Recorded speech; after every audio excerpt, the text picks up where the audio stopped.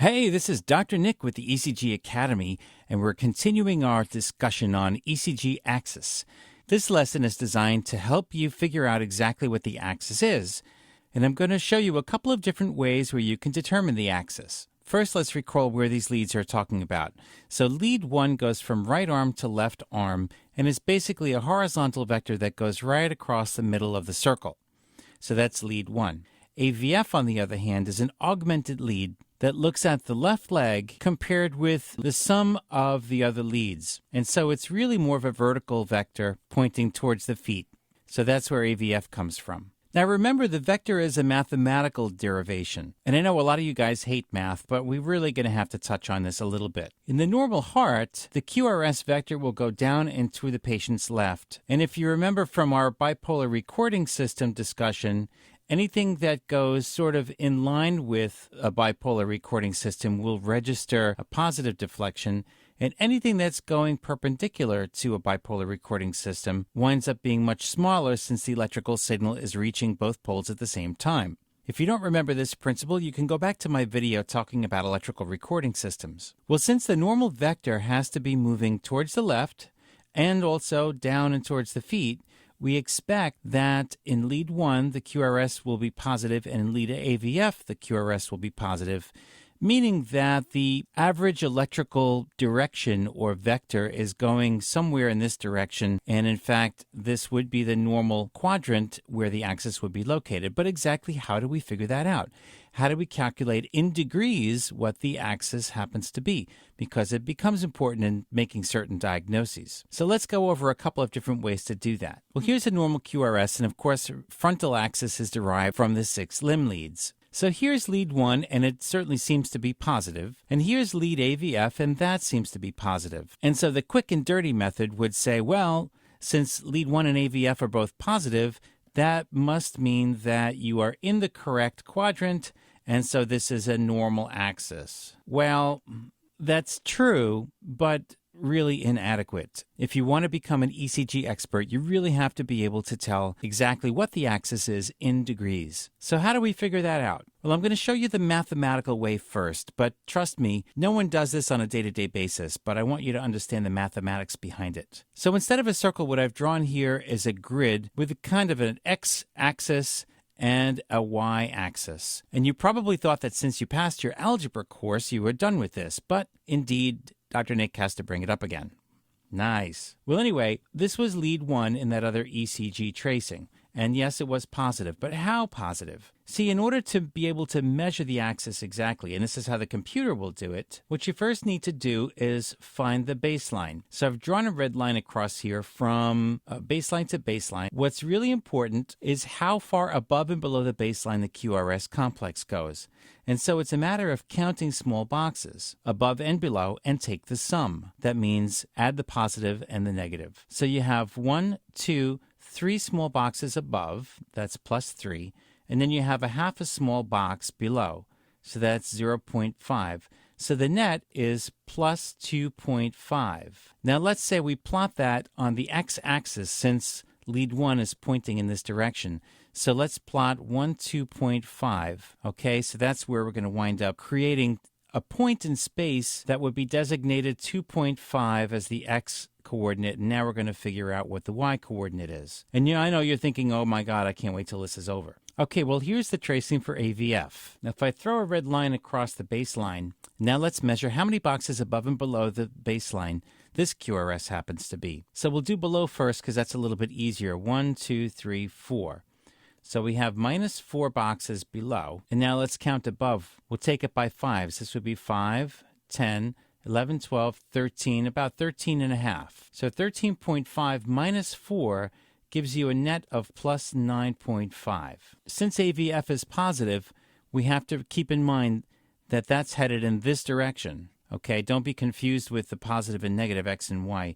We have to go down 9.5, which would place us right at this point, because this would be 9.5 headed towards the feet. So the vector, in fact, is the line that goes right through this point. Okay, so what's the axis? Well, we have to find out what this angle is, because this is the angle designated by this vector. Now, if you remember trigonometry, the tangent of an angle is equal to the opposite over the adjacent. So from this angle, the opposite is this length, which is 9.5, and the adjacent is this one, which is 2.5. Bear with me, it's almost over. So to figure out what this angle is, we take the arctangent of 9.5 divided by 2.5, and that gives us, if you plug it into your fancy calculator, and in round numbers, that equals 75 degrees. Okay, well, now that that's over, let's find an easier way to do it. Okay, keeping in mind that any time an electrical signal goes perpendicular to the bipole, if it's traveling in this direction, it's not going to give you much of a deflection. What you need to do is find the one lead that's most isoelectric. That means find the one that's equally above and below the baseline, so that if you subtract the negative from the positive, that you get as close to zero as possible. I mean, it's much easier to see than it is to say, because if you look at all these leads, this is clearly positive, this is very positive, this is way positive, this is way negative, this is positive. So AVL really has a QRS complex that's almost equal above and below the baseline. That's what we mean by isoelectric. In this case, isoelectric means that there's equal deflection above and below the baseline. So if AVL is most isoelectric, where does that point to? Well, if you recall, here's lead 1, and AVL points 30 degrees above the horizontal. Okay, so this is 30 degrees because it points towards the left arm. So the perpendicular of that has to be here, which would be 90 degrees from that, and that means that this angle has to be 60 degrees. That's what the axis is, plus 60 degrees. Now remember, lead 1 is positive, and AVF is positive. You're in that normal quadrant, and it's fine. But if you take a closer look, you can see that AVF is much more positive than lead 1 is more positive. So it's going closer to AVF. It's pointing more towards the feet than it is pointing towards the left arm. That's why the vector is closer to plus 90 than it is to 0 degrees.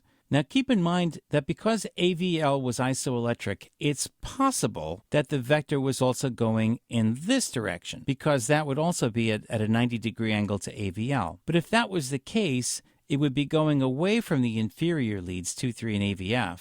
And so 2, 3, and AVF would be negative. So that's a way to check yourself. Find the most isoelectric, and then if the inferior leads are positive, then you know it's in the bottom half of the circle, and you take the perpendicular in the bottom half to get your axis. Now let's try another example.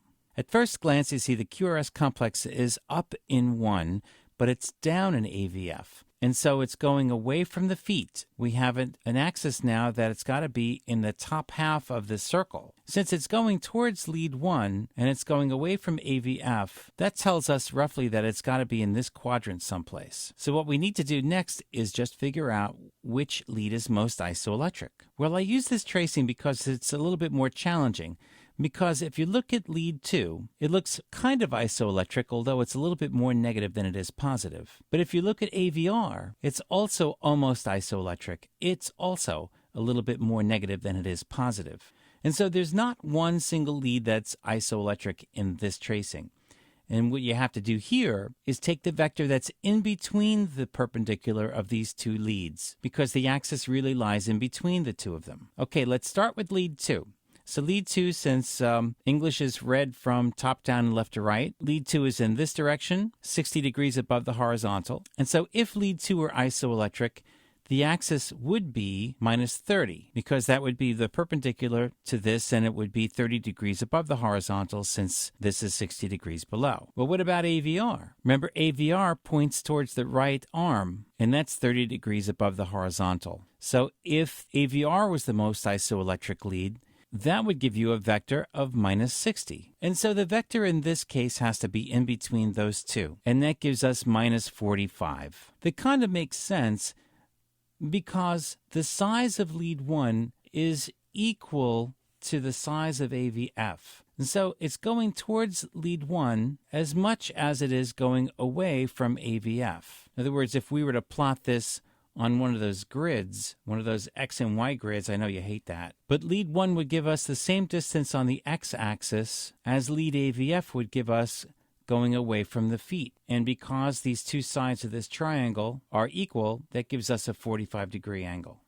In the next lesson, we're going to practice determining ECG axis, And we'll talk about the different conditions that can lead to axis deviation. Until then, this is Dr. Nick with the ECG Academy.